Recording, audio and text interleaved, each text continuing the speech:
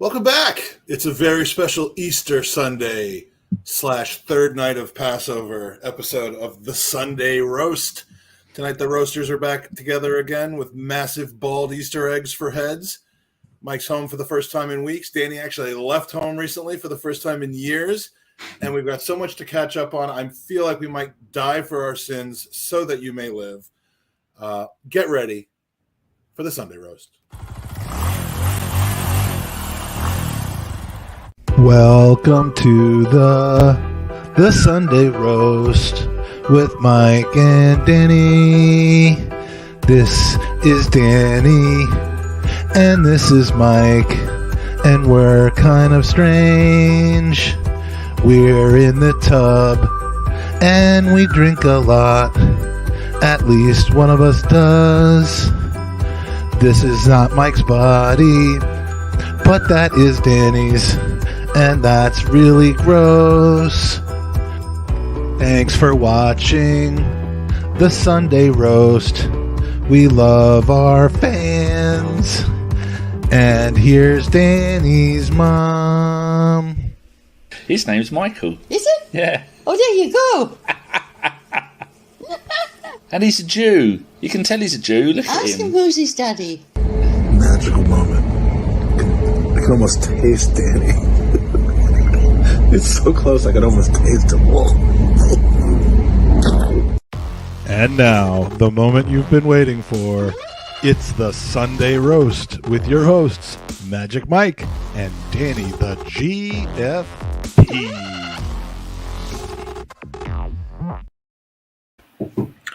Danny, it's so good to see you again from our normal lairs. Hello, old bean. How have you been, you globe-trotting superstar, you? I'm trapped in a familiar room all of a sudden again, and kind of happy to be here. To be honest with you, it was a long, I won't say hard. There was a lot of energy that poured into that, and now I'm just kind of like chilling. It was a very, very good trip. I was very excited that it worked out, that we were able to crash your party on Sunday night with Pirate Chris. Thank you for standing in for me, Chris. Appreciate that, as always. Expert job and good bants, but I'm good. But I'm not the only one who's been traveling recently. Well, I think a day out to Cambridge isn't much, but when you consider I left the house on the 1st of November when I saw you, then the 26th of November for so long ago I can't remember what, and then on the 4th of April for Sean's graduation. And then yesterday, and that's it. That's it for the last 6 months. It's relatively speaking. It's like, if an ant sees this bell, it's going to think it's the Eiffel Tower. But when you see the bell, it's small. So for you to get out, I mean, I think we need to start there because, first of all, we need to start by thank you, Ryan. It is Easter, and hopefully, unlike the Arsenal Twitter account, when they try to do something nice and they get 97 million people criticizing them for what they didn't do, or that's unlike Twitter, or their performance on the pitch, which I really hope not to speak about at all today. No. But yeah. So happy Easter, happy Passover to those who observe, happy Ramadan to those who observe. All the Abrahamic religions. Yeah, I mean, all that shit. They're all bullshit. Celebrated all at one time. So, before I say that, how on a scale of 1 to 10, how religious are you? You are on the scale somewhere, I know, because I divide it into two categories. Yeah, like whether it's fun, yes, I am. no, it's when it's like observant religion. I'm a 4. When it comes to like traditions passed through the family that have to do with Judaism, I'm an 8 or 9. I mean, that's the best part of it. And Passover, to be honest with you, is the holiday that has always been in my family, on my mom's side of the family, the kind of the non-negotiables, as it were. We used to be 10.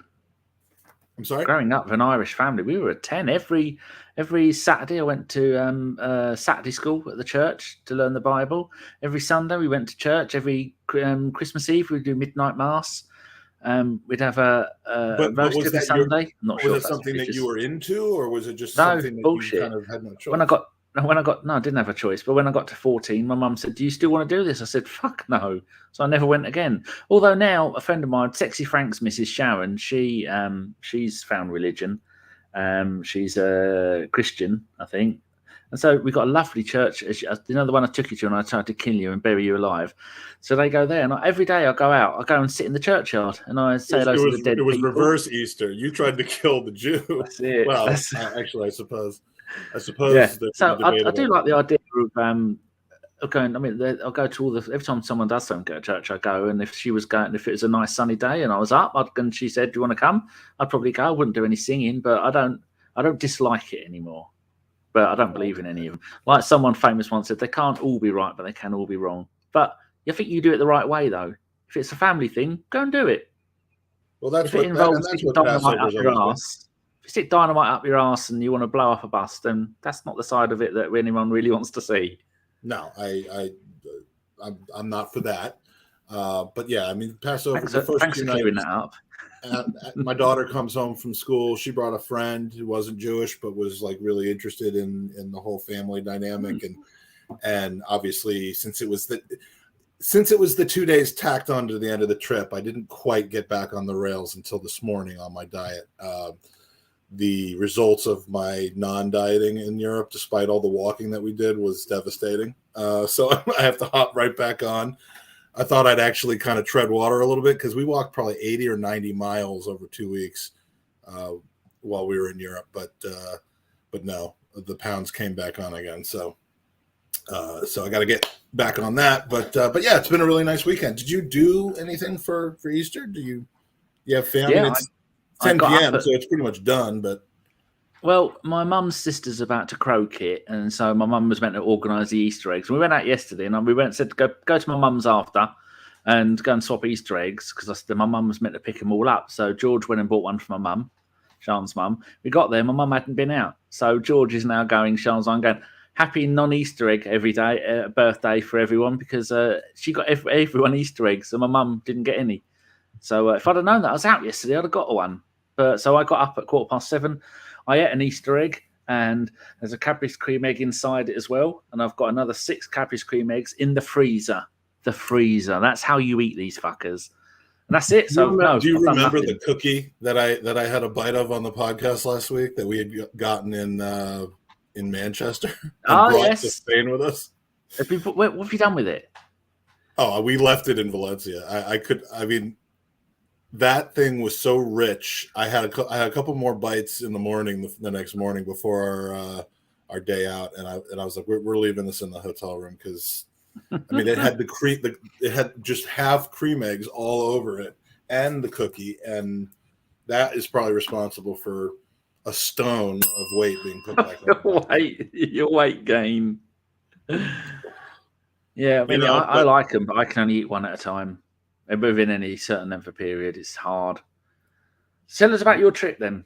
So yeah, I mean, I realized how big of a job last time when I was in England. I kind of, as I went along, put together these Magical Mike mystery tour videos, and it was a lot of work then, but I had a lot of free time then because I was alone. This time, all I could do, it was the best I could do to post Facebook updates, which I did, and I spent about 2 hours before the show started trying to assemble and edit some videos to kind of share the trip with people. And the reason we started 10 plus minutes late is because I had to get through the first day, the first day where we were in Germany, because I wanted to have something complete to kind of show tonight. And that's how much stuff there is to go through. It's crazy. We'll do a podcast or two where we just kind of go through it. If anyone's interested in seeing the experiences and how stupid I can be in front of my son. But just to summarize, it's 2 of the best weeks of my life. Just having an 18-year-old son who is also kind of your best friend and your mate and your run and who you laugh with, and you can just, I mean, there's no filter between us anymore. I'm not trying to teach him how to be a person anymore. Like if he hasn't figured that out, and if I haven't taught that by now, fine. So now we talk about, my penis and we laugh about, and the stupider the better. We were talking about my gentleman's sausage with Sean and her mum the other day, and I was saying the fatter you get, the more it disappears. It's like oh my god, mine's coming out of the back of my body at this point. And I said to her mum that when I've got to have an operation on mine because something snapped, the old banjo string. Fucking hell, that was many years ago. But I said I need to go and have an operation. I need an affidavit from you to say that once it was quite normal, because when they look at it, they're going to laugh and go, "Where's it gone?" It's the exact opposite of women. Like when women gain weight, it all is right here. Well, I and that happens to me too. But you'd think like if you gained 100 pounds, at least 10 of that would go to your penis, and it just doesn't. That's how it all started. George said her and her mate were Googling whether when blokes get obese, do their winkles get bigger? And they said, no, it doesn't. I said, I could have fucking told you that. Yeah, why do you need Google? Because if it did, there'd be a lot more fat blokes around. Oh my God, Frank would be piling on the pounds. Yeah, medical quirk, that is. Everything gets big apart from that. Oh my God. So you got some videos to show us.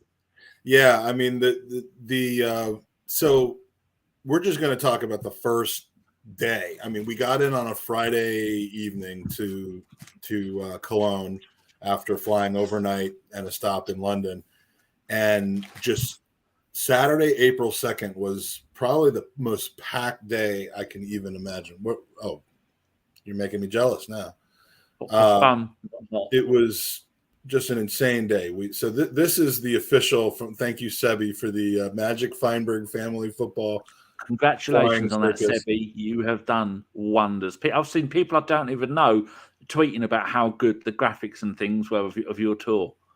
Brilliant. Yeah, and these will be kind of interspersed into my ultimate video that I'm doing. But so it started in Cologne on Friday night. We were not too jet lagged. It was fine, and walked down at sunset to the Rhine River. It wasn't really a great night. It was snowing and kind of gross. You look so happy there, the pair of you. Oh, I'm like, we're finally here. We had no idea what was to come or how incredible it would be, how taxing it would be. Hello. Hey, come over, Danny, so we can both be on screen at the same time. Hello. Hello. And then came the famous dinner where it started with a rocket salad. Danny loves some rocket. I think this is the 8th straight week that we've talked about rocket. And as proof, I did eat some. What's up, Scream Boy? Love that name.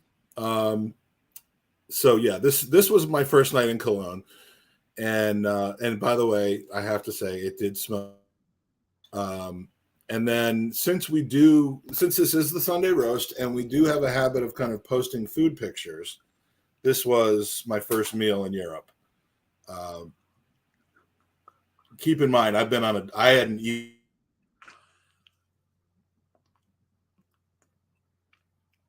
I think maybe Mike's frozen. You say that again, you froze. Oh, sorry. I said I haven't had that many at that point, I hadn't had a meal of that size and calorie count for about 2 months. What is that? That looks like a steak, but what's the other thing? It's an entrecote. It's an entrecote. Entrecote is the fancy European word for steak. With some steak butter on it.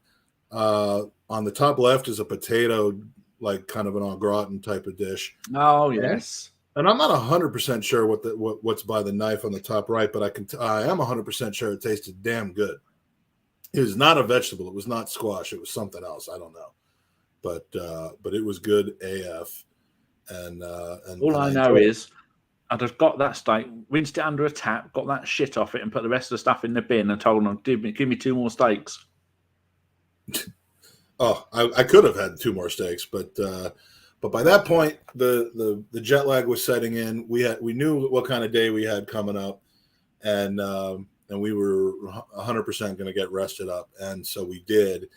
And so I have some videos. Some of them are somewhat long, so we can unmute and if you want to comment on them. But we woke up about 6:37 a.m.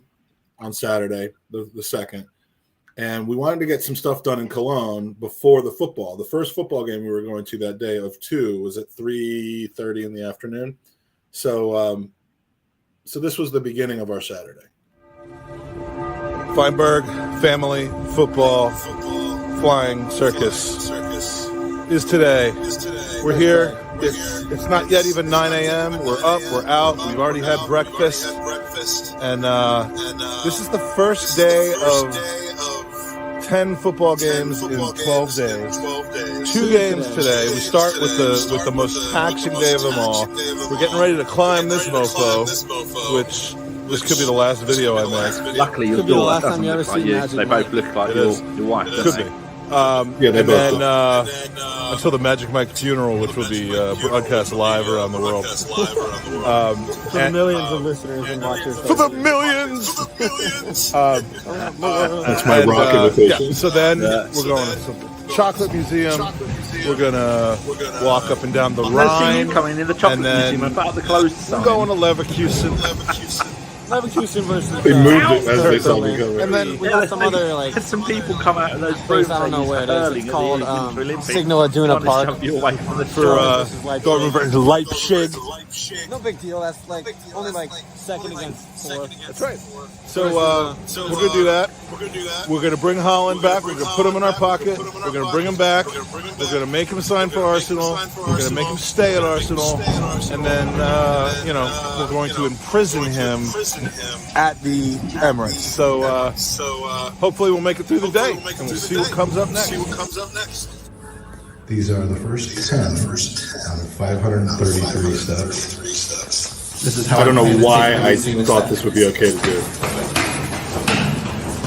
I plan to 500 do steps. 1 step a minute for 533 9 hours. Watch the first one. 125 stairs. 408 left to go. Jake running up. We're feeling good. Running back down. One of us running says- up again. No, he didn't run, actually. Left. We're halfway up this mofo. 267 steps. We did it. We did it. We died on day 1. The highest tower, formerly the highest building in the world. Magic Mike and Python Jake have made it to the top of the Cologne Cathedral. We are The the most elevated Jews in Cologne at this very moment.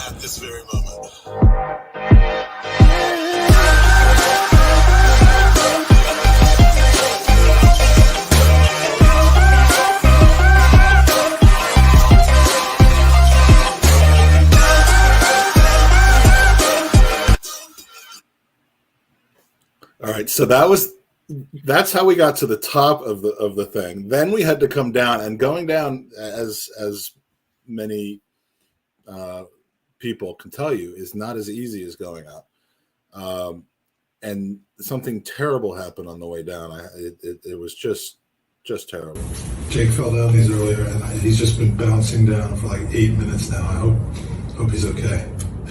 Hey, Jake, where are you? Oh, no. Oh, my God. No. Oh, Jake, are you okay? My God. What happened? He fell down the whole lot. Wow. No, he didn't fall down anything.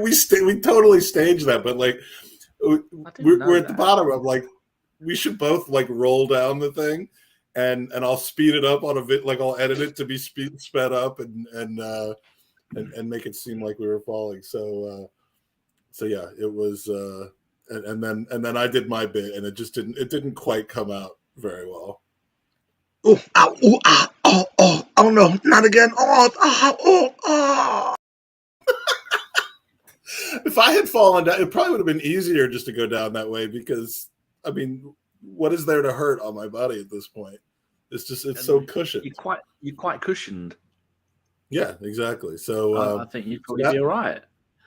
So I cannot believe I actually that was on the first day. I didn't work up to that. So by like 9:30 in the morning, I had already done like 13,000 steps or something like that. But then comes the Chocolate Museum, where we spent a little bit of time there. I can't even. So the first thing I'm going to show you is this machine that we spent about 45 minutes at, and people were getting really pissed at us because we weren't giving anyone else a turn. Ready? Here it comes.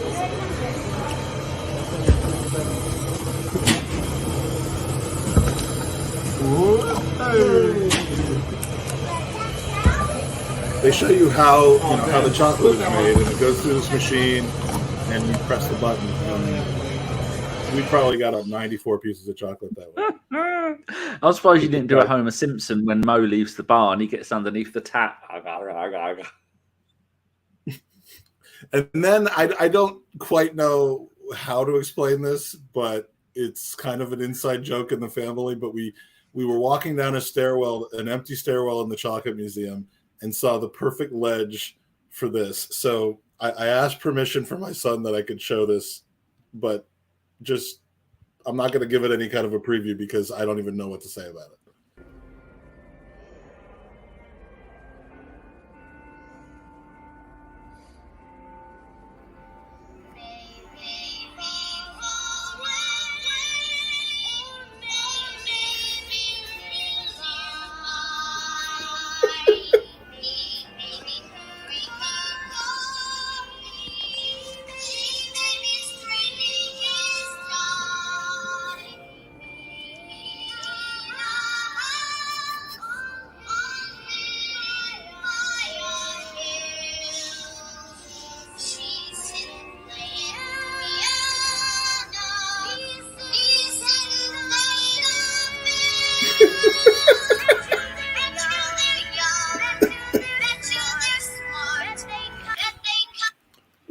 Why Annie? I mean, that's from the Little Orphan Annie, and it's from the big 18-year-old mature goofball Jake, and with, by the way, from me. Yeah, we just decided to do that. Is it annoying how quick it's all gone past? What, the whole trip? Yeah. Or that 50-second video that I just played?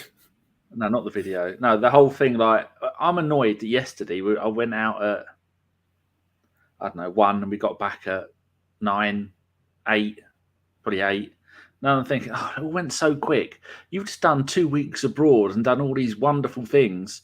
And I'd look back at it and go, oh, you fucker. How's that gone so quick? How was that 2 weeks ago? Well, it's weird because it when you're going through it, the beginning seems like towards the end when we were in Spain, we were thinking back at Germany. It was like, that seems like 4 months ago. Like we've been gone forever. And then 2 weeks after the trip's over, you're like, well, that went by quick. So it's bizarre, but yeah, we had a good laugh about that. I'm interested to see if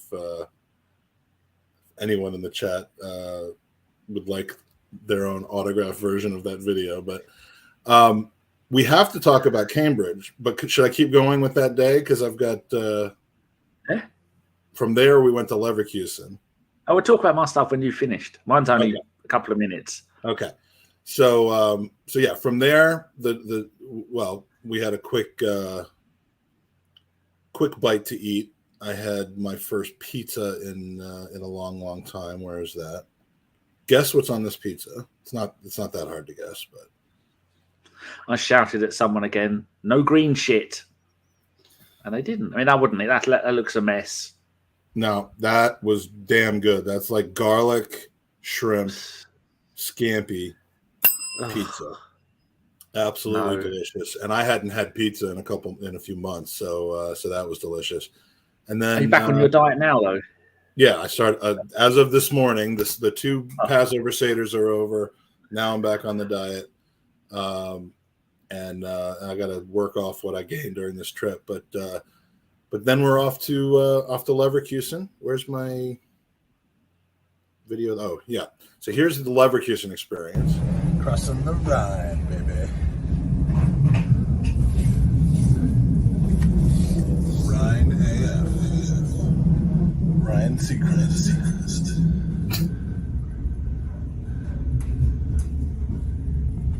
Look, there's the London Eye. Now the echo's coming from you, not me. How great of a view this is. Doesn't matter. Is there echo coming?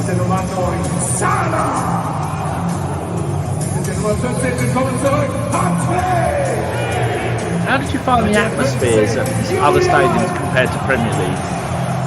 Oh, in Germany, it's not even close. It's amazing.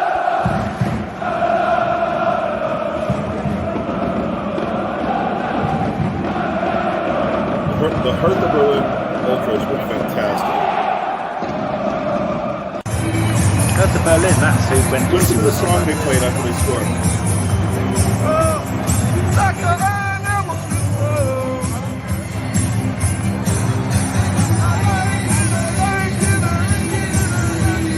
That's the song they played after the temporary.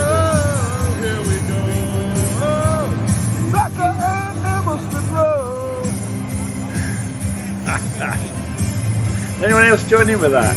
No, not even Jake. Don't they know in Germany that Will Smith is canceled? Getting jiggy with it. They're still getting jiggy with it, and you're not allowed to get jiggy with it anymore. That was like a week after the Will Smith Chris Rock episode. So the atmosphere at the stadium is better. How about the trying to get hold of tickets? Is that easier over there? Do they have scalpers? Yeah, I mean the getting a whole the Dortmund game, I had to pay a pretty penny because I knew I wanted to be on the yellow wall, and you just can't get tickets through. They had just started filling stadiums again in Germany. They were doing empty stadiums and then like really, really distanced for a while. So it's only been again recently, didn't they? Beginning of this year, they were empty stadiums again. Yeah. So I mean, this was one of the first match weekends where there were full stadiums.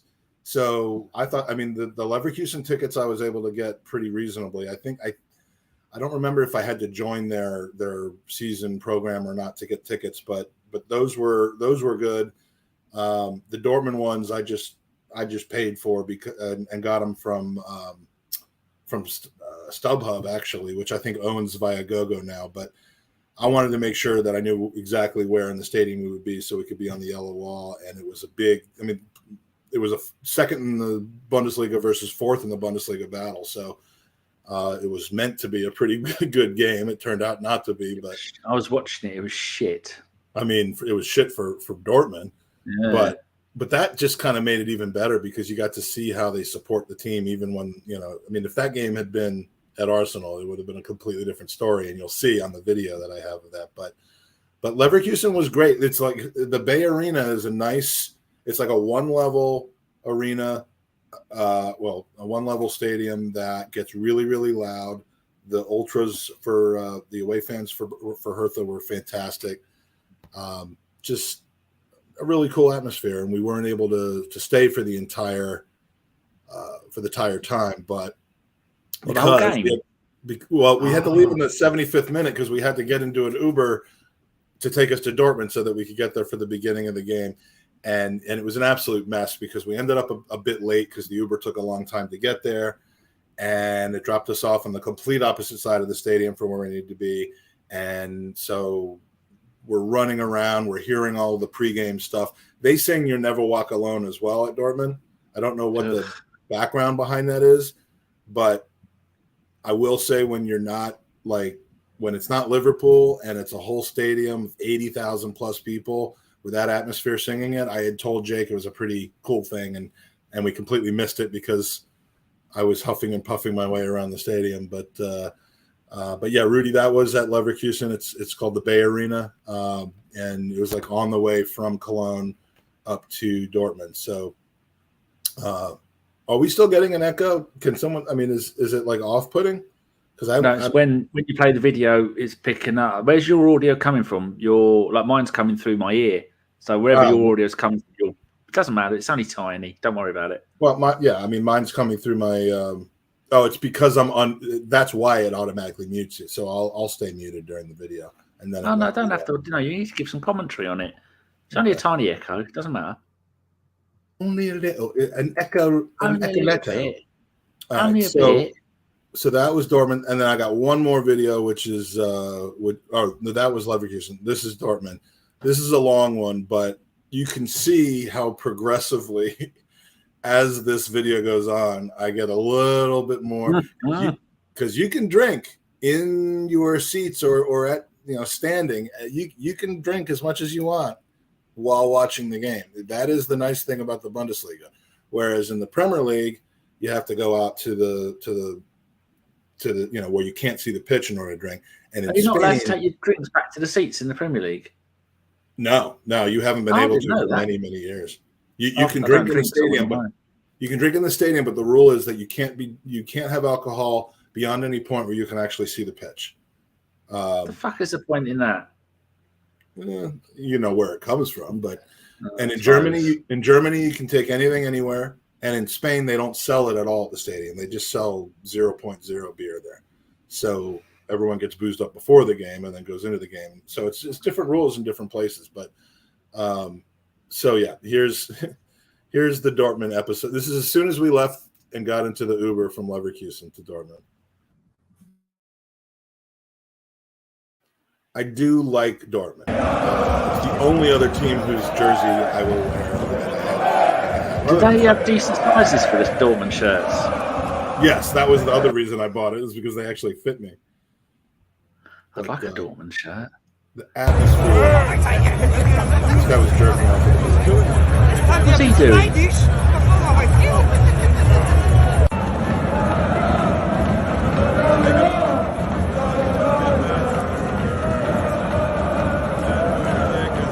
Are they singing the Everywhere They Go song? That's what it sounded like. It starts that way and then it changes.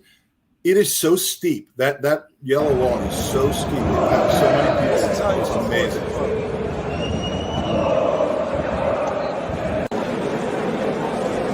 Feinberg TV. We just watched Dortmund. Yes, we are Arsenal supporters, but you know what? Dortmund is a fun team to support. They do a lot right. They did nothing right on the pitch tonight. Other than sign Donny Malin from PSV, who we gave away as well. So now I've been to 2 Dortmund games. I've seen 4 Dortmund goals. 3 of them have been scored by players who have an Arsenal pedigree now. So basically, Holland is signing for Arsenal. I think he already did. And he's and I mean, he looked like he wanted to play for Arsenal tonight, not Dortmund. Jude Bellingham coming to Arsenal. This is the gerbil. You have heard it here. Great atmosphere, great stadium. Would you agree? I've been talking for years about how I wanted to take you here. Other than me making us late. You made me miss the anthem, but... Other than me making us late, did you enjoy your time? Did you enjoy your time? Yeah. At Signal Iduna? Yep. Well, 2 games today. I'm still somewhat coherent at this point. Tomorrow, 8 goals today. Paris tomorrow. Feinberg, football, family, football, flying, football, circus. And Rudy's comment is so true. Underway. You just have to do it. This is 20 minutes after an absolutely gutting loss at home. These guys are either drunk, love their team, or drunk. These guys are drunk. But you know what? Support. So many beers to choose from. I could get so drunk tonight. I could also get so dead tonight. Dortmund fan? Dortmund fan, of course. This is on the train back to Dortmund. Okay. Very difficult result tonight. It's not good, but look how much they support their team. Yeah. Oh, my fake accent here is ridiculous. I hate this. You lose 4-1, everyone goes angry.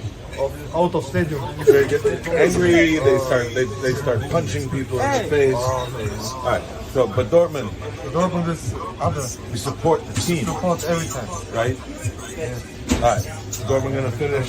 Dortmund going to next season. It's number one. All right. Beautiful. First, I'm going to go to the water closet, and I'm going to go put some water in the closet.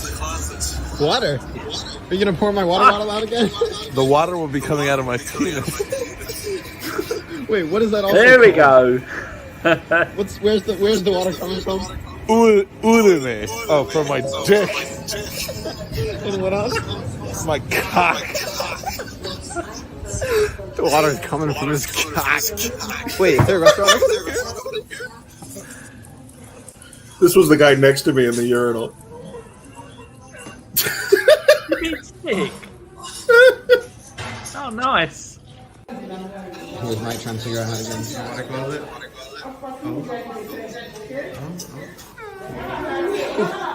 Here's Dad trying to find the room key. Do you need me to hold something? We need the room key to get in because it's late AF. Oh, I don't think your penis is gonna work. Oh, it worked. We're in. We need our masks on now. Is that the hotel? Yeah. Dad, put your mask on. Did you catch those donuts? He also doesn't have any shoes on. They just sat there. Are they your donuts? Dad, aren't you getting Yeah. a drink? Oh. Jake put them down. I don't actually like donuts. As a fat bloke, I should go to fat prison for that. Dad's covering it. He's currently covering his face with the sweatshirt that's been on the ground.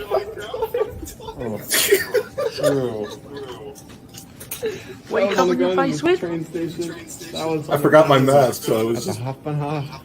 He's gotten some water. Smart choice. I love it. There's Coca-Cola Zero up there. 0 calorie Coca-Cola.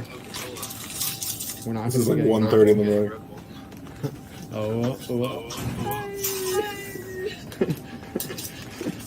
He's Aww. We didn't. He was upset because I grabbed the beer, which I don't think I even drank. Oh, so that was Dortmund, and we went back into the hotel room. It was 1:30 in the morning. We had like a 8:46 a.m. train to Paris the next day, and instead of going to sleep, we watched like 2 hours of WrestleMania until I fell asleep. Oh, was it the first part or the second part? It was the first part of the first night. No, I downloaded the first one just to go and watch Stone Cold come, and he's come back. Kevin carried him, but it's a good match. Yeah. Did you say he fought Kevin Campbell? Kevin carried him. Kevin Owens. I thought you said, I was like, I didn't know Kevin Campbell was at WrestleMania. That's pretty cool. It'd be interesting if he was. I bet Kev could lay the smackdown. Oh, he could layeth a lot of things. Well, that sounded weird. So that was Dortmund, and I'm telling you, that took those videos just for the one day took about an hour and a half to 2 hours to put together and edit. So I'm going to be busy over the next. I mean, I do have like work to pick back up with again, but I gradually will put out some of that content. I hope Thunder Road isn't serious, that it's too personal. I wouldn't have taken video and shown it if I didn't think it was funny. And just kind of an example of what we did together. Jake doesn't like when I drink a lot, but he had I don't like it when anybody drinks at all. He had built in like 2 or 3 nights where he just kind of knew what to expect. Germany, the 2 Arsenal games, and he was a good sport. So, but he was definitely trolling and laughing at me that night. So that's day 1 of 13. We'll go into more detail later, but I'm dying to hear. I've seen a picture, but I'm dying to hear about this outing that you had. Don't big it up too much. It's just coming out and being twats. My wife's family always talks about how they go to get an airing out, like when you take an old rug and you kind of whip it over the side of a balcony, and so we took Grandma out for an airing. So your family took you out, not to Manchester, not to Huntingdon, but to Cambridge. No, all the way. We went. Because the last outing we went for her graduation was a nightmare, and I hated it because it was cold and it was wet, and my mum had a couple of hours sleep because my brother's a knob, and they were not really his fault. Both of their fault. And so she was grumpy, and it was raining, and it was up north in Nottingham, didn't like it. So yesterday was the hottest day of the year. Absolutely stunning weather. I got up at 11. Sean got back here at about 11:30. And then we got up and got in the van and went to Cambridge. And then, just a couple of clips. Well, I've got my little camera thing. When Danny goes out, he like journals. I mean, I took a lot of videos, but you take the entirety of your time out and then pick if and I choose. put it on me, then you can see it a bit better. It's a DJI. Press that. And you kept it like down by your penis, like it was an extension of your penis, I think. Well, it's got a stabilizer on it.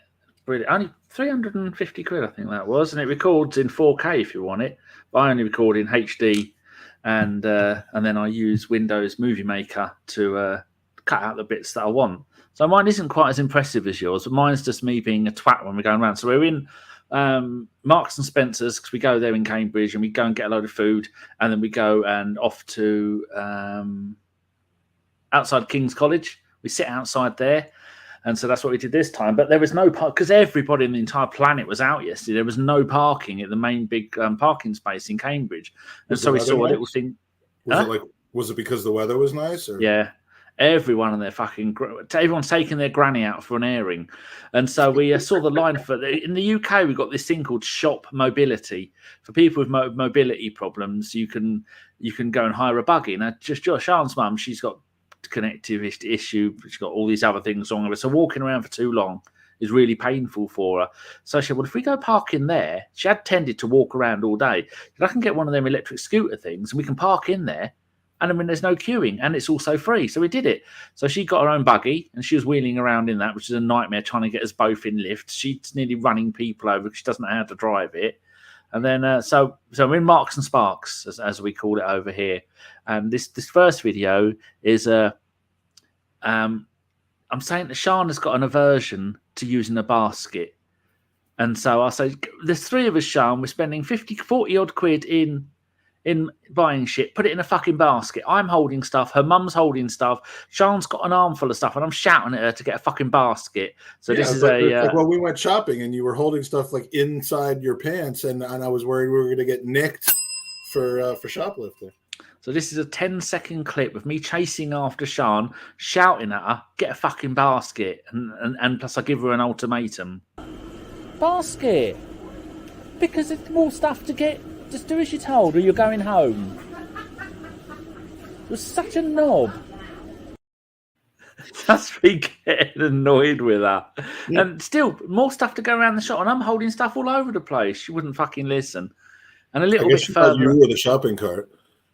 I was, and I'm steering with one hand and holding shit with the other hand. Anyway, so this next video, it's another 10 seconds one. On the right hand side, you'll see an old lady in a red coat. She's fucking around with the bread rolls. She drops a bread roll, and then listen to what I do after I go past. Yes.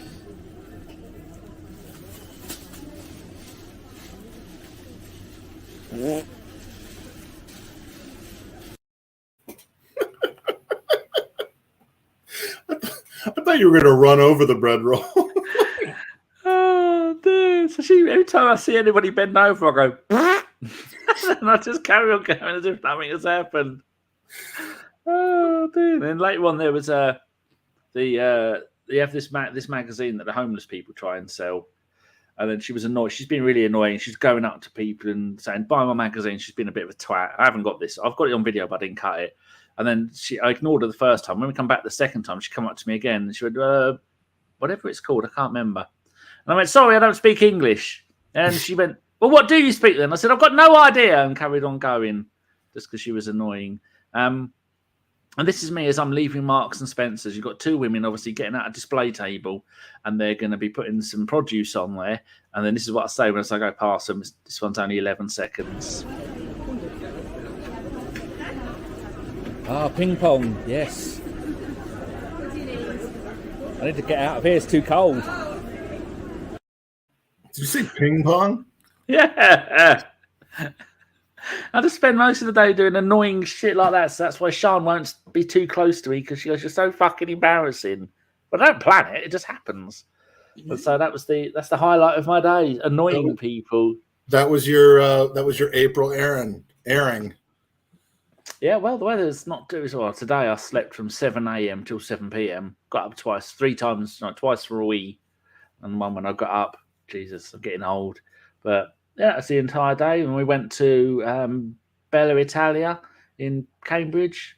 I went and had pizza, and I said to him, with or without?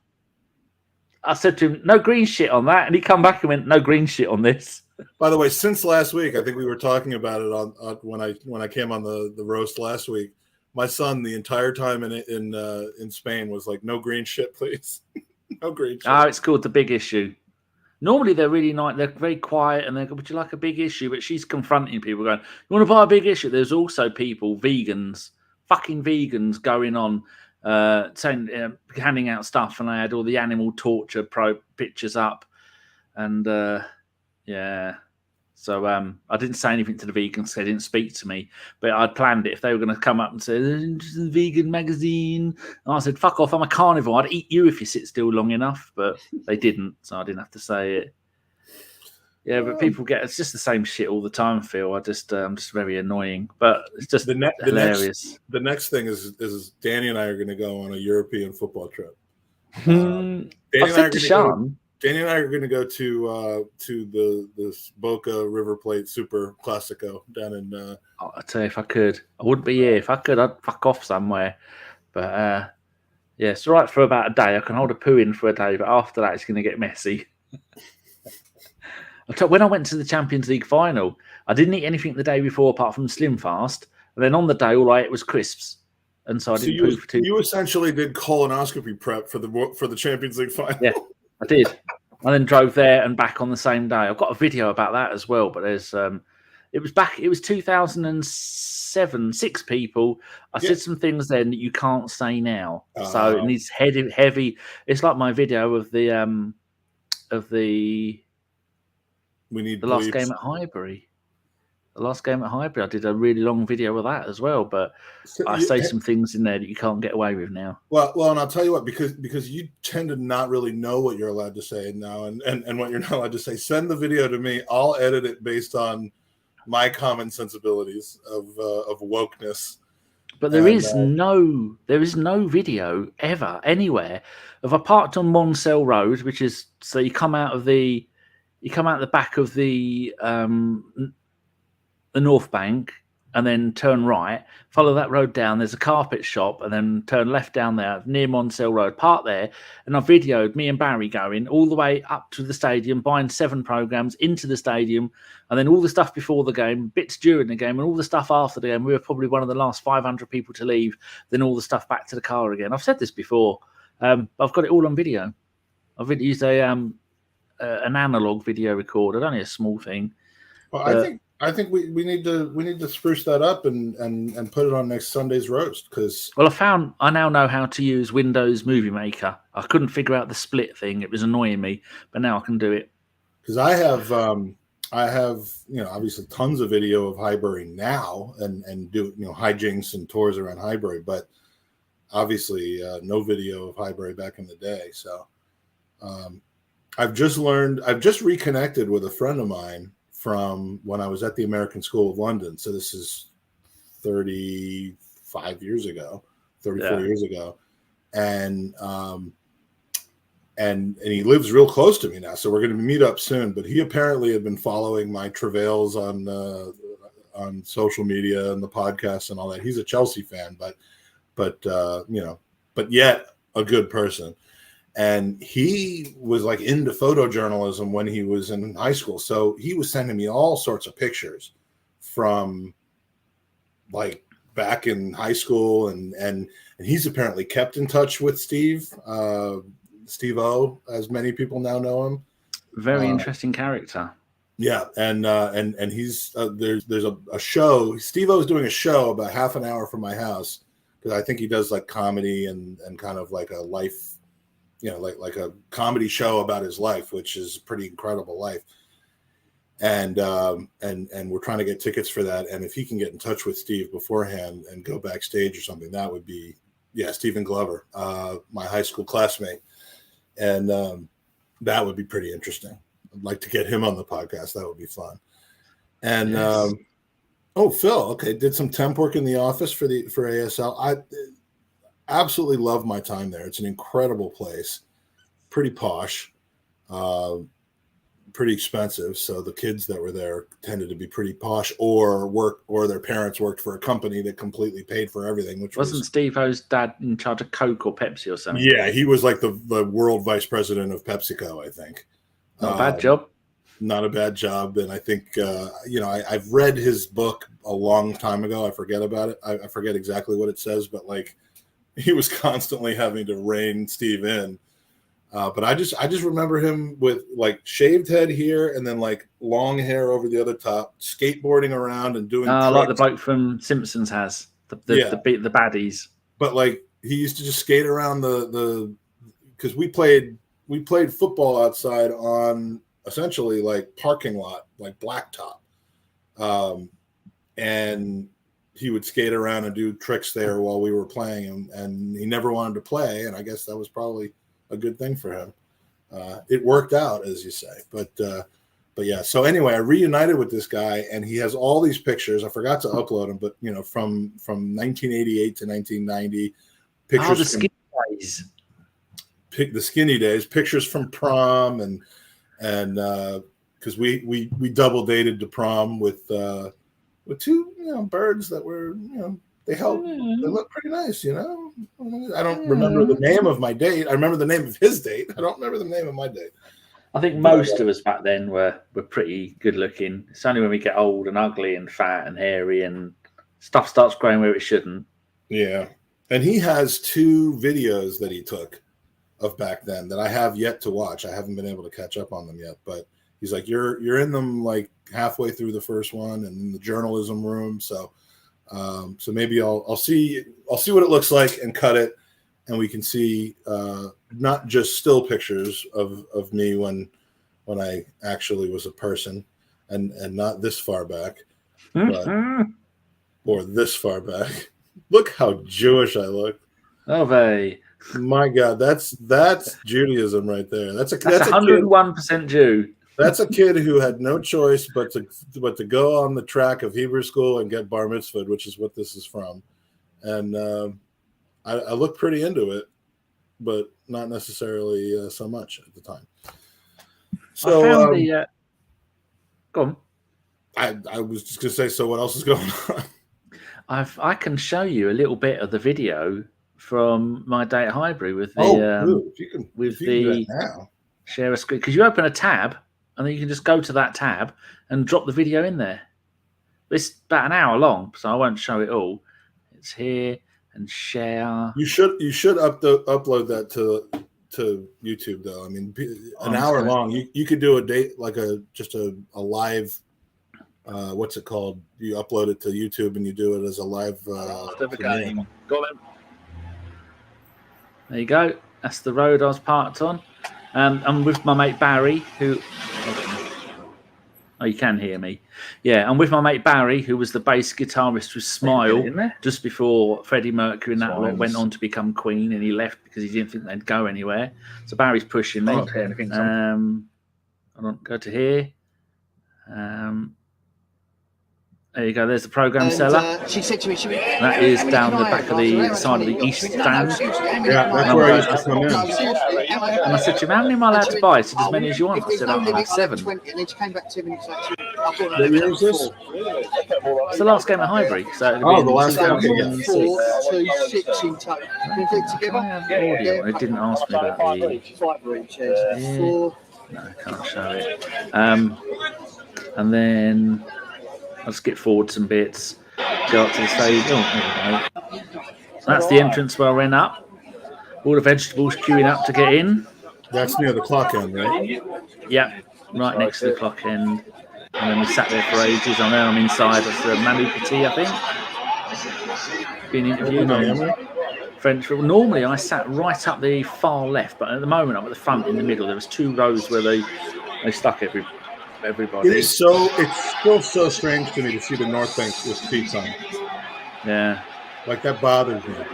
Why if I do this? Does it make it bigger? And there's some of the players. Remember, this is on analog, so the quality of it isn't that good. But this is 1 hour and 35 long. I talked to Cookie, you know Cookie on Twitter. Yeah. I said to him, would you like to? He said, well, if you upload it, I'll have a play with it. And I said, I'll make a best of 5-minute bit of it. For sure. Really, I would love to see that. I mean, again, this was kind of, I wasn't really plugged into Arsenal at this point in time. So, but the problem with this was I don't know how to take out the audio on Movie Maker, and there's so much music and stuff. I'll download it because I can disconnect the audio from it. I mean, I can put it on YouTube. I mean, just for us, and I can give you the link, be a private link, and you can just show it to your friends and do whatever you want with it. It's just really interesting to watch, but I'm gonna have to listen to it first because I usually abuse the traffic wardens. Go, you fucking prick! Do not put a fucking ticket on my car, you dickhead.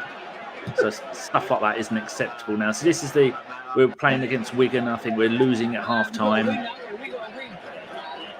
then there's Henry and that lot all coming off. And then there's the second half. So much actual fun. I didn't realise how much it was. And at the end of the game, when it was all over and all the people walking past, it will say like Steve Gatting. I don't know who that one is. Theo Foley, I think has recently passed. Peter Goy.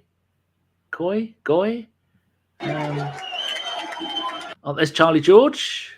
Bobby Gould there to the left. Another Arsenal. Oh, remember the big heads? The big heads that they used to use for the adverts on Sky. I think they only used them for a little while.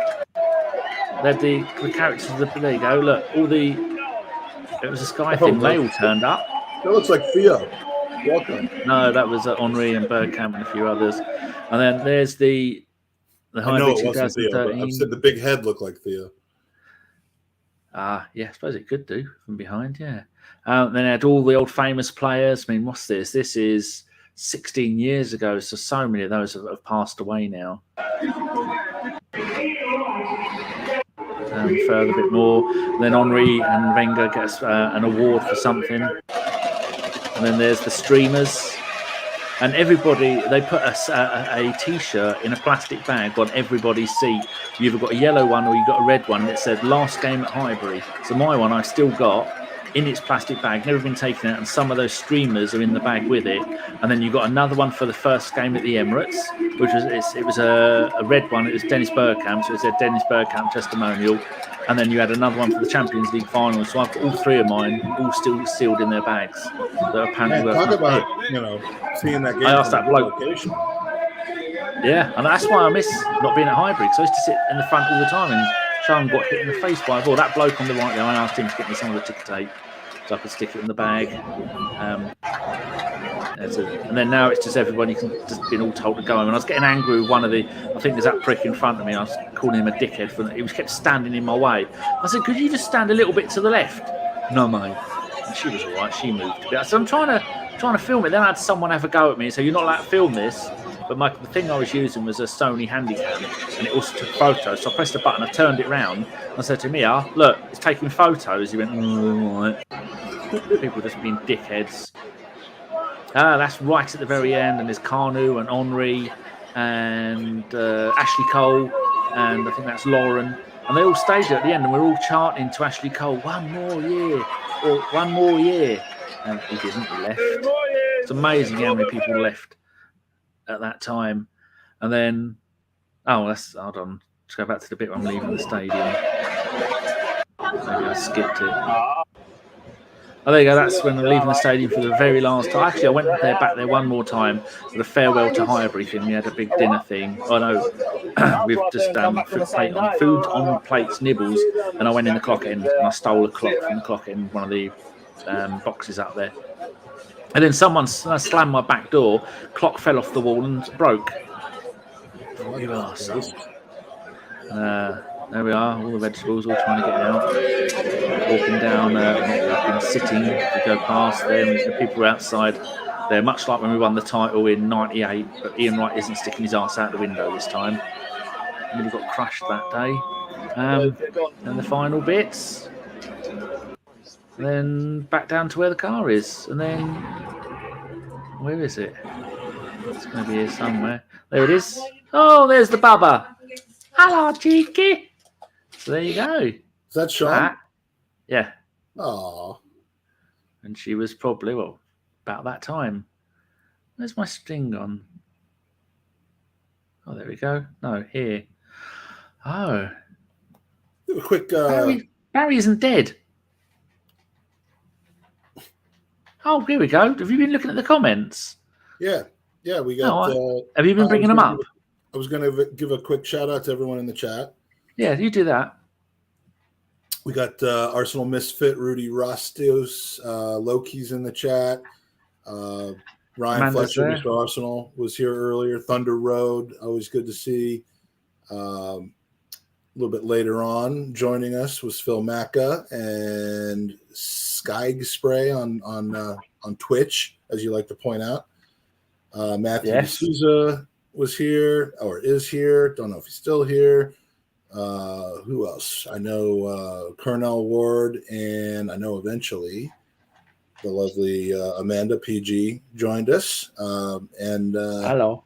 Agrees with me about the seats on the North Bank. No, she did a really good interview on Same Old Arsenal on YouTube with Stuart McFarlane. Stuart, who I just want as well.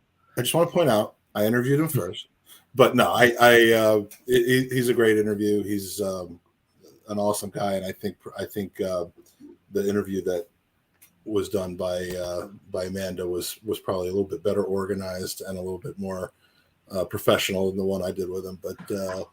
But great show if you haven't seen it yet. We did win 4-2, right? Henry with the penalty at the end. That the picture of that penalty and him kissing the ground at that game is posted at the players' entrance of the Emirates. So anyway, yeah, thanks to everyone for joining us. If you have any other topics or lists or whatever you want us to talk about, we can. I actually found the part of the video that I have not watched this yet. But if you want to see, now what do we do here? Do you go extra camera? No. What are you trying to do? I'm trying to show. Oh, I'm going to share the screen. Oh, that's it. Then you can either share a window or a tab or a thing. That could be it. Yeah, Ryan's put rest in peace, Steve Rowley. Shocking news. Only 63. Yeah. So sad. So this is let's see. That's me in the blue shirt. May 4th, 1990. I don't know what this. May the 4th be with you. May the 4th. Yep. I don't know what's in this, and I don't know how long it is. So I'll give it about 30 seconds or so. But. That's Jake. That's not you.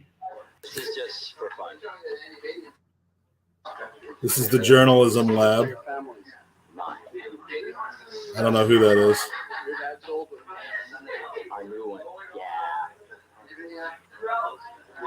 I would bet Gabby Marcotti's in there somewhere. Nice computer. He's wearing a Casio Databank watch there. I've got one of those, silver one. With no strap or keyboard. Oh, there's my back. The girl next to me was cute. I had a crush on her.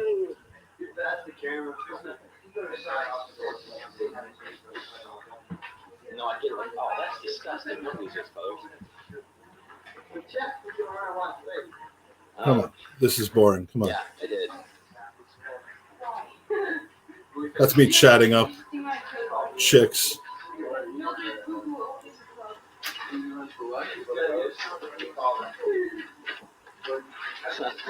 Jesus, get out of here. It was very intrusive. And he didn't purchase our image rights. That's my friend Derek. I'm still that guy.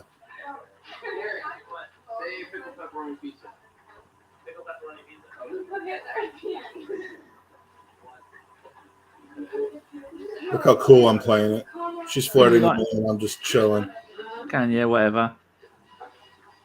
I know all this, sweetheart. I wish there was video of us playing football outside. Or if Steve-O skating around, that would be pretty fun. Did you say you're in contact with Steve-O still? No, he is though. He apparently spoke to him a couple years ago. I said, are you in contact with Steve-O? No, I haven't. Oh, but yeah. So I'll watch that and see if there's anything. I mean, obviously, just like yours, the quality is a bit dubious. But that was 1990, folks. That's 32 fucking years ago. It's ridiculous. Talking of years ago, there's a picture Phil has sent us. Phil Macker. Nice. He says he's Which one is Phil? I don't think I've ever seen a face reveal. The lady at the bottom left, I think, or the old man is one of the two. And here's the most famous. You don't know whether Phil Macker is the lady or the man? It's probably the back right, I'd imagine, if any of them. The rest of them are all too old. You just said 3 out of the 4 people in that picture was Phil. I know. And here's one of my favourite pictures. Look at that. Man. The East Stand, there's me. There's Monkey Boy Matt behind. There's some bloke wearing 14. I don't know who he is. And that's where I sat most of the time. Everyone else, all the little clicky bunches, all wanted to sit next to the dugout. And they're all waving and begging for the players' bits. I never even got so much as... In fact, the only thing I got in 20 years of sitting there, Sean got hit in the face by Colo Touré during a warm-up with the ball. That's it. But that's a lovely picture. That and gonorrhea. That's your version of this. All right. Fat guy with Thierry Henry. The 2006, 2022. Now, before anybody asks, I can't remember what NFL shirt that was. I had about 6 of them. Although I'm a Dolphins fan, I couldn't name a single Dolphins player, so I don't care. It's not like I'd have 6 Premier League shirts. Yes. So, anybody got any other questions or things you wanted to talk about? I mean, if you're not careful and you don't give us content, we're going to end this after an hour and 6 minutes. So, wonderful vegetables get good seats. Bless them. I say vegetables because one time during the warm up, I've told you this before, but the ball came over and hit someone in the wheelchair section, and someone shouted from the clock end, "Mind the vegetables!" Oh, my people. Yeah, someone asked a question further up here. It was quite a. It was no, that wasn't it. That wasn't it. Yeah, anybody got anything else you want us to talk about? Who was it? It was someone, I think. Someone had something. Maybe people are tired and full from their Easter dinners. Spray was saying, can we make 6 out of 6 in a row? 6 losses in a row against Chelsea and Man United. What do you think we can? I think it's easily possible. Since we do kind of, I suppose, have to touch on Arsenal at this point. I'm in a lot of group chats, and when we were doing well, there was a lot of bants and a lot of the people who and these are names most people will be familiar with, but a lot of the folks who tended to be most critical, they were getting hammered over their negativity and stuff. And so by the same token, at this point, they're like, oh, a lot of the Arteta lovers are super quiet right now. I'll tell you what, I don't have anything to say. Like, if you don't have anything nice to say, I believe you should not say it at all. And I got nothing nice to say right now. So my personal strategy for my own benefit and health and survival is that when we enter a phase like we are right now, where we just cannot do anything right and we're blowing, everything that we thought we had resolved, beating teams below us. I was fine with us not beating top 3, top 4, top 5 teams on a regular basis, home and away, or not even taking that many points from them, as long as we beat the Watford, Brighton, Burnley, Southampton, Crystal Palace, West Ham, Villa, and some of those teams we solved this year. West Ham and Villa, specifically Villa, and but just when I thought we had done that and finally become flat track bullies enough to get us back into the top 4, we go and lose to the 10th, 12th, and 13th team, and lose impotently to those teams. Not even close, not even unlucky. You could say that Fraser Forrester would, if he didn't have the game he had yesterday, it would have been a different story. But just awful games, and I don't want to dwell on them. I can't. because it just makes me unhappy. So, it doesn't make me happier to release a lot of negative energy by ranting and raving and streaming and screaming about it. I'll leave that for other people. So I will readily own being quiet when we're bad and chirping up and being super talkative when we're good, because that's how I consume my club. So sounds fair enough. I don't want to talk about it. I could talk about something positive. Petito 100, friend of the pod. I passed my nursing case manager certification. Now I can treat the depressed Arsenal fans who come to my emergency department. I'm guessing that's what ED means, every weekend. There you go. So well done, Petito. ED either means emergency department or erectile dysfunction. So well, with Arsenal fans, it's probably both. ED. I am kind of excited. This is Arsenal talk, but not. It's not Arsenal performance talk. It's Arsenal community talk. It's become pretty clear in the last week or so that they're coming to the States again this summer. We knew that. Yeah, 3. We knew that they would likely be coming because they were supposed to come last year, and COVID ruined that. But yeah, it looks like 2 games in Florida and 1 game possibly as close to me as Baltimore. Either Baltimore or Philly, I'm hearing, and it could all be completely wrong and subject to change, but that's exciting because if it's Baltimore or Philly, that's close to where I live, and if it's in Florida, it's close to where our new house is being built, so I will be attending and goonering, and I hope that there will be folks coming from overseas. I know that's not a when people think about, well, should I spend that money traveling overseas or should I just go to the Emirates or go to an away game or something? The summer tours are more fun than the game itself. The game itself is the least interesting part of a summer tour. So if you haven't been, I highly recommend it. And of course, all of you like Thunder Road and a few others that live in the States already, it's going to be a fun summer, the summer we were supposed to have last year. So, we'll make sure to communitize and get together, and I'll be, of course, raising funds for Gooners versus Cancer wherever we go. I'll be battering people and collecting people's money for charity and for myself. I'll be signing autographed pictures of Danny. That's always a big hit. Actually, there was a photo. I'm going to share this with you. This, if anything's ever going to get us banned off of. Oh, good. Yeah, this one. There's nothing. You can't see anything here. So is it up my penis? I used to be in a group called Online Arsenal. It was a forum, and they asked for pictures of yourself. And so Sosh, she was Swedish, one of the moderators, she put a picture in there of her. And so then some little shit started a group called Sosh, Hot or Not. I know it might have been Sophia. So it's SOSH, Hot or Not, which I thought was really out of order, and she got quite upset about it. So I set up one called the GFP, Hot or Not. And the very first photo. Oh, God. Oh, no. Oh, no. That's worse than the bath photo. I'm covered up. There's nothing against terms of service there. Well, except for massive tits. Well, yeah, you're allowed that. Men's appendages, relaxed pectoral muscles, as I like to refer to them.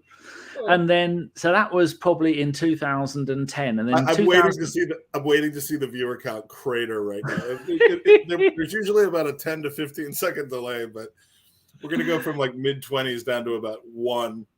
And then I fell out with one of the mods on there because he was, like most mods are, he was a prick. And so I left there in 2011 and I never went back. So that was 2010.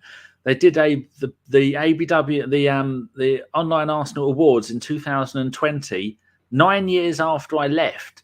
And that still won Best Post Ever. That was one of the biggest Arsenal forums. So You should do, like, see, one of the things when you have more than 12 people in a podcast, like you did or do, is that you should do a calendar every year. The men of ABW in various sultry poses, and 8 of the months can be Pirate Chris. 9 various stages of undress and model. 9 Chris, 2 John, and I can be the April Fool one with that. I think People that have would gone suck. blind. You know, some people do merch. You know, Lee Gunner made tons of money off of me with merch that never sent me anything. Never arrived. Never. It not only did it not arrive, it never got sent. I don't know. How come you haven't done a chargeback on your credit card for it? I did. I went through PayPal and I got my money back, but I don't think it came good. from him though. I wanted it to come from him, but anyway, I'm not going there. I'm leaving him alone. It's Easter. It's all about eggs. It's all about eggs. It's all about. Have you ever watched? There's a Jon Stewart on the Daily Show bit that he did in April of 2012 that talks about Jews and Passover. Is he Jewish? He's Jewish. It talks about Passover versus Easter. You know, in the UK, no one ever gives a shit about what religion anybody is. I mean, you know, I'm always amazed that in no one ever gives you shit, but I that is functionally not gives true a shit. Nobody I know ever talks about it. And when I'm watching American TV, they're always on about Jewish people. I always find that fascinating. Well, why do they keep going on about it? I mean, it's mostly Jewish people on American TV that joke. I mean, Could well be. We're a self-deprecating bunch, but maybe you can't tell someone's Jewish by looking at him, like I asked about him. Like, what's his name? Mayer? Bill? Mark? What's his name? Bill Maher. I was listening to him on Joe Rogan. Absolutely brilliant. Didn't know he was Jewish. I think he is. Go on, carry on. He's also a dick, but is it Bill Maher? Yeah, Bill Maher. What was it? Oh, but there's this bit that it's like 6 minutes long, and it talks about how like Judaism, like all the Passover is all about like the tears and the struggle and the slavery and all this, and then Easter's like Easter's like a pretty serious, like what it commemorates is pretty serious, but it's like fucking eggs and chocolate and well, the egg is to represent the boulder that they put in front of the cave, wasn't it? Because it was egg shaped. Oh, I don't know anything about no boulder, no cave, but when he died the first time, they put him in a cave and then they put a boulder in front of it, and he was in that cave for I don't know however long, 7 days. The length of Easter. Are you allowed to? Yeah, we wouldn't be allowed to play content from like streamed from Comedy Central or streamed from YouTube. They'll just get demonetized. We only make about $1 out of this anyway, so fuck it, do it. The only thing that will get banned is if we show highlights of football. While we're finding that, Phil Macker has sent us another picture. There he is. There's Phil on the left or the right. I'm not sure which one's him. I said no, he's there with his mate, and that was taken a while ago. He did tell me when it was taken, but I can't remember what the date was. There's Phil. There he is. All right, so this is one of the funniest 6 minutes of. I mean, if you enjoy kind of religious humor, that's kind of and especially coming from a Jewish person that's like joking about it, this is really funny. And honestly, I hope this doesn't get you a strike. But all right, let me share here. I think it's the audio only. Then we'll get away with it. But the video, well, tell me if you think it's all right. Hold on. Make it really small. Or make it smaller. Okay, hold on. And Jewish holidays, I can't make it smaller. That's what she said. I feel that we Jews are getting our Are you able to hear it? Kicked out here. Yeah. In fact, you know what? Jews, camera 3.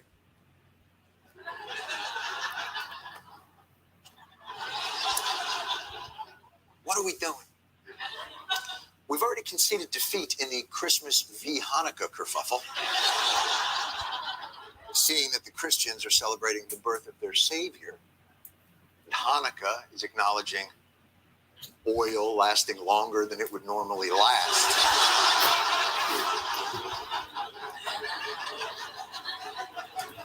And to be honest with you, truth be told, there really is no gauge. I mean, how much oil was in there? Could have been 8 days worth of oil. We don't really know. I mean, it could have been a very reasonable amount of oil to burn. It's not the point. It's not the point. The point is this.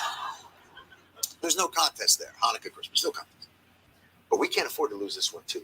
The key is the children, people. That's what Christians have figured out. You get the children, you win. Let's check out both sides' holiday pitch. Okay, kids, Easter weekend is an observation of Christ's crucifixion and resurrection. So, ba-bam! Ba-bam! I used to think Jon Stewart was funny. Candy! We got chocolate bunnies. We got candy eggs. We got chocolate bunnies who lay candy eggs filled with more chocolate. Howard Christian's the one that came up with plastic grass, by the way. We're the ones with hay fever. So is this all Jewish stuff in the basket? No, that's cool. American Easter basket. Well, we're celebrating Okay. freedom from slavery. So, ba-bam! All right, I see. What is that shit? People nuts. That's the Seder plate, and he'll go through it. Look. We could have gone with a freedom-themed festival, or instead we chose to focus on the slavery part of the dinner. Hey, 5-year-olds, basket filled with candy and jelly beans, or horseradish still in root form? And do you have to eat all of that? Would you like the treats No, you don't the eat this. magical bunny brought you, or a bone from a dead baby lamb? Don't worry. I take it it's all symbolic of something. Yes, it's all symbolism. And have you got one of them plates? Yeah. Oh, yeah. Do you eat it when the apology's over? Wait, listen. Filled with chocolate or the one filled with egg? Because it's an actual egg. Because that's what slaves ate. Taste it. Oh, wait.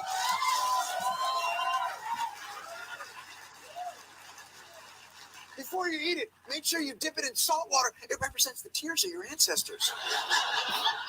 Oh, good. I see you're making more. Is that true? Yeah. Yep. Oh. It's just a little longer.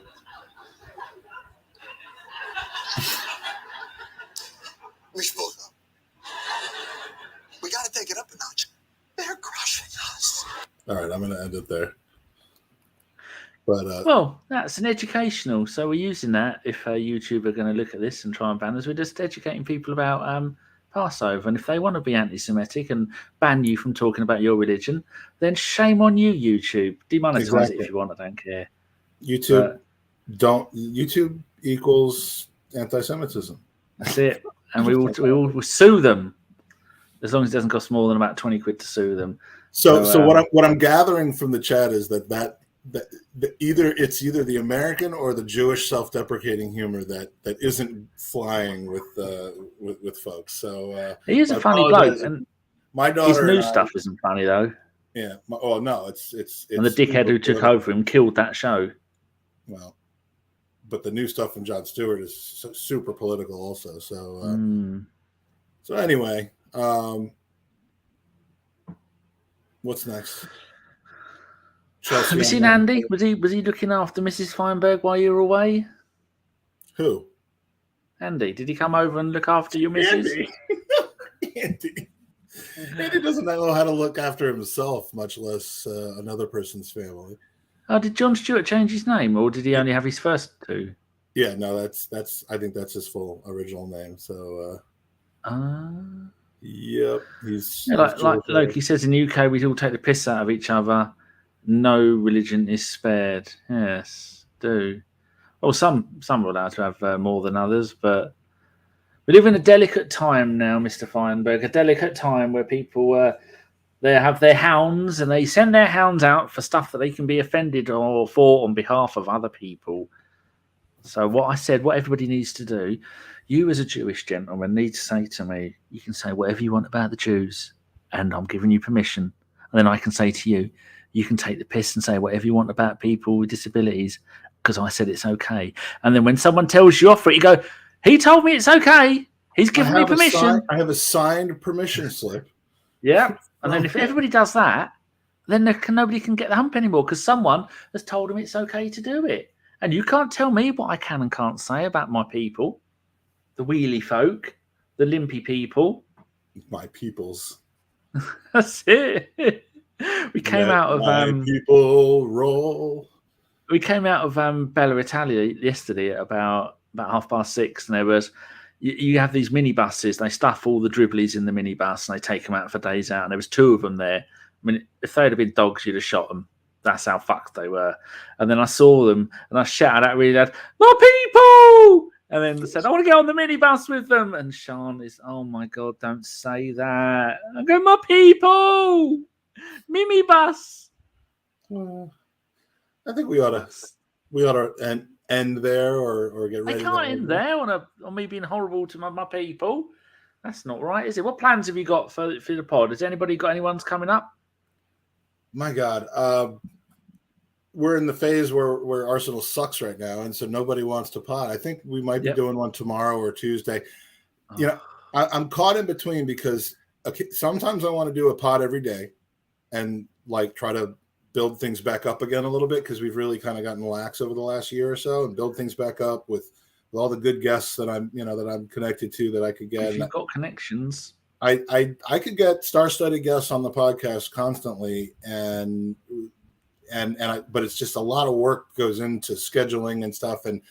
And if I do that, I'm probably just going to do that and whoever wants to join in from our crew can, but I'm not going to try to build the shows around who can participate. But I got to get to a point with work and life where I have some time to do that. And these next 6 months include multiple weddings that we're going to, Mother's Day, my wife's 50th birthday, our 25th anniversary, my son's high school graduation, my daughter going to London. Bless you. It includes Danny sneezing.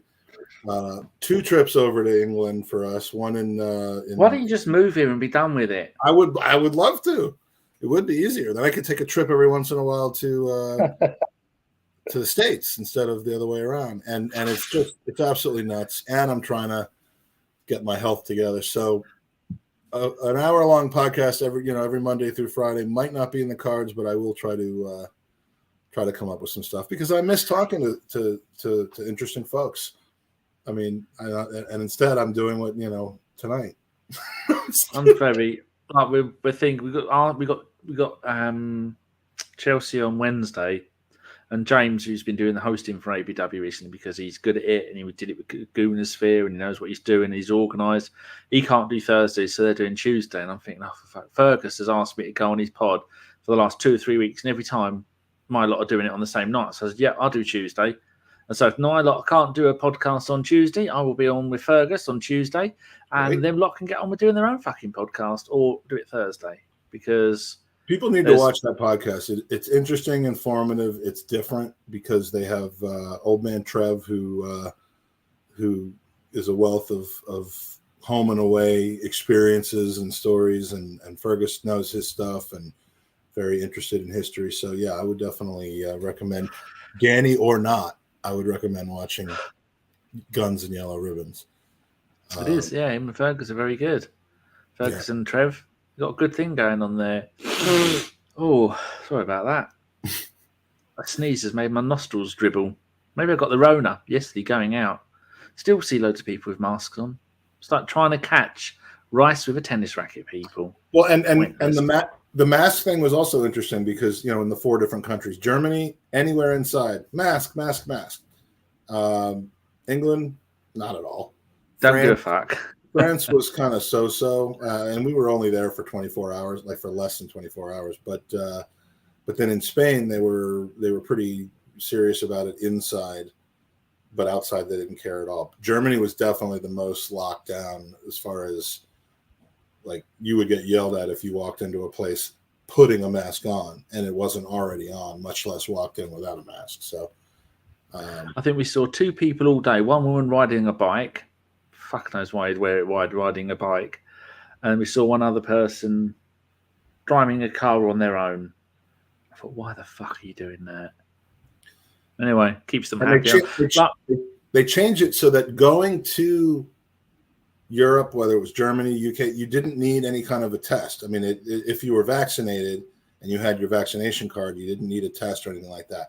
Going back to the US, I was actually surprised to find out that you actually needed to still have a test within 24 hours of coming home, which means if you have that test and you test positive, you were planning on going home the next day, but now you've got to isolate in a paid hotel room that you've got to get, change your flight and be there for a week, which, I mean, I had taken a home test the morning that we had to take our test in Spain, so I pretty much had confidence that we were going to be negative. But it was like until you get that email that says you're negative and you can go home tomorrow, it was a little nerve-wracking. And Jake has a classmate and a guy who's on his who plays on his team, that one of the two goalies that also went to Spain. He was there for the weekend and just tested positive yesterday. So he's going to miss a week of school, 2 games, a whole week of practice, and be sitting and be in Spain, which is great, except he can't leave his hotel room.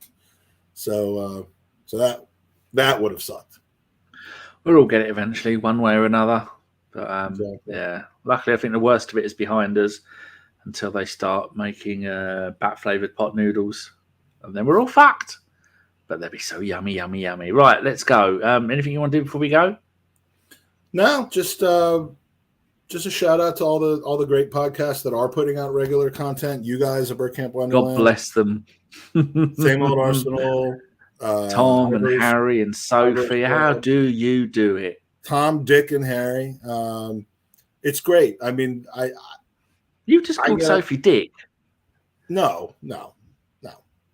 I was referring to a different YouTube channel, but okay. Chronicles of a Gooner, the Gooner Talk TV, Guns and Yellow Ribbons. You got Mr. Arsenal, Ryan. Does a good show. There's tons of them out there, and Richard and Andrew, they've got stuff. I have the most respect for people who put out the regular. Which means I have no respect for ourselves. If we could do it, I would. Tom and Harry do 2 or 3 shows a day. Yeah. For the various channels they're on. I couldn't. I can barely give a fuck enough to do 1 Arsenal podcast a week, apart from the preview and post game. But they're about that actual stuff. But doing it all, if you're doing it for a living, they're building a portfolio of media and social media and journalistic experiences, and they're doing a great job of it. I wish that I had the time to put into it, but it's not and won't be my career. So I try to do as much as I can. But I'll get back into it pretty soon. In fact, people go and watch Harry and Tom do a show together. One week it's on Tom's channel, the next week it's on Harry's channel. They did one about social media and the amount of grief that both of them get and the hatred and the comments. I don't ever get it. We've never had it in fact, the only time we ever got it is when Jason was doing the live shows, because he was quite vitriolic and confrontational. We used to get some of it there. We don't get a single word on Twitter. We don't get anything on the live chat. But the amount of Harry's had stuff threatening his missus and his kids. I mean, if you don't get anything, do you? No, because nobody's paying any attention. I mean, there is kind of a sweet spot where I didn't think of that. No one watches us. No one gives a fuck. I mean, look, if 10,000 people watched every video that I did compared to 200, you'd expect to have about 50 to 100 times as many dicks watching as you do. And so yeah, I mean, I'm kind of insulated from that a little bit because the people that watch us know what they're getting. They're not just stumbling upon us because we don't market the thing. We don't do keyword searches. We're not. If you're watching our pod, it's because you've watched it before. Pretty much. That's how it works, and you know why you're watching it. But I do get a little jealous of some of the guests and some of the size of the chats, just because of the community that's being built. And I know it comes from hard work. It's not the why is everyone watching that one and they're not watching me. I know why they're watching that one and not me, because they're regular. They're working their asses off at it, and we do it kind of. I mean, we pod less than the Tuesday Club, and we have absolutely no right to do that. So you say that having the huge audiences, we used to get 700, 800, 900 every show back to back. Sometimes we make 30, 40 quid a show in donations. It was fucking horrible. You got hundreds of people in there that you don't know. You got people being arseholes. You have to put swear word filters in. Everybody in this chat now we know something about. Every single one of them, and I'm friends with some of them.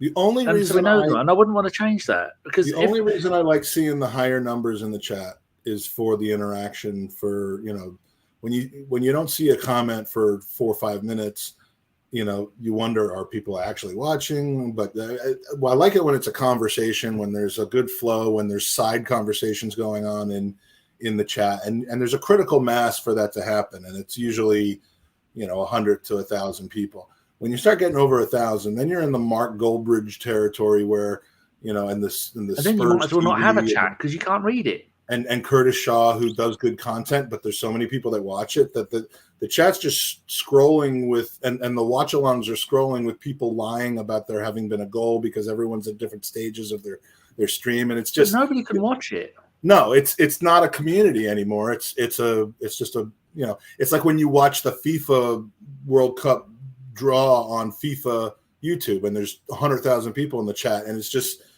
blah blah blah blah blah blah the whole way down. So there's a sweet spot that that when we do our podcast, we're under that sweet spot most of the time, unless we have about 50 is good. Charles Watts on or something like that, where people just kind of show up. The thing that made me the most angry was I did this joke podcast, and you were there with the bell and the gerbil. Oh, yes. I tweeted it from the gerbil account and promoted that I was going to have the bell, who ended up being this, and the gerbil, who ended up being this. And before I started the podcast, there were 115 people waiting. And I'm like, so this is what people want to watch. We have Ian Dark or Peter Drury or James McNicholas or Stuart McFarlane or any or Alan Smith on, and 25 to 50 people are watching. But if I promote that it's going to be the gerbil versus the bell, we've got 110 people waiting for the show to start. But what can you do? It's whether, as a podcaster, whether you get 1,000, most shows will get between 2,000 and 3,000 on all platforms. Whether we get 2 or 3, whether we get 20 or 30, or maybe we get 50,000, makes absolutely no difference to us. Doesn't mean any more money, doesn't mean any more subscribers. Once you get to maybe 100,000, you think, oh, that's views per show. No, means fuck all. You get 500,000 people watch your show, then you're going to start making a bit of money. But then it's not even going to be enough to make a living on, because you're going to have to pay all the people that are doing it, and then unless you get sponsors.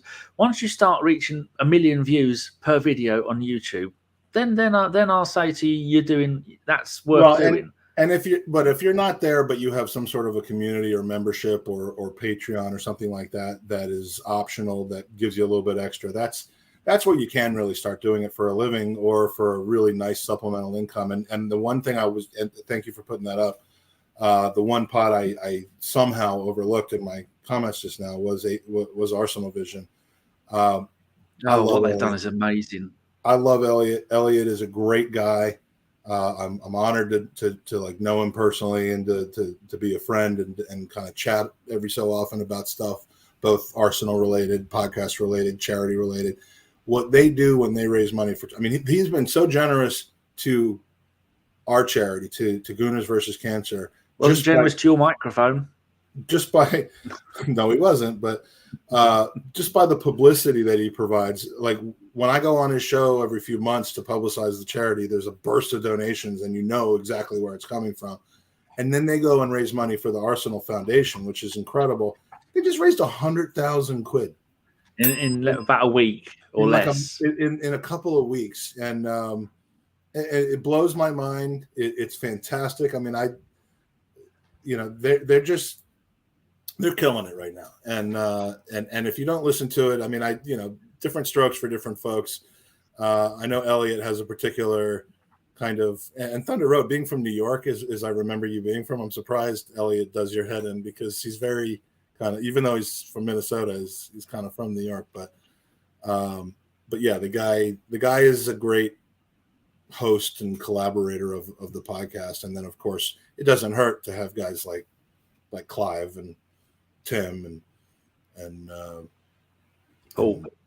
Paul and Scott and Rufus and JoJo and